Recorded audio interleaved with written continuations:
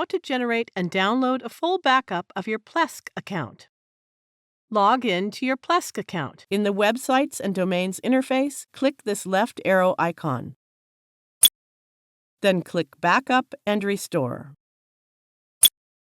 If you have generated a backup earlier, it shows here. Now click the Backup option. We wish to make a full backup. Let's click this Options button, Full. There are options available for exclusion of particular files from the backup. We will leave them unchecked. If you want a notification email on completion of the backup task, click to check this box for the notification email.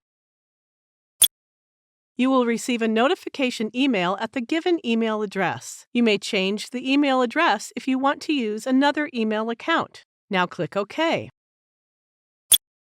It may take some time to generate the backup depending on the size of the files. The backup is generated. To download the generated backup on your local machine, click the Download arrow icon. It is recommended that we use password protection for the generated backup. If anyone opens the backup file, it will ask for the password. If you don't want to use password protection, click to uncheck this box. Otherwise, enter the password in the password input boxes and then click OK.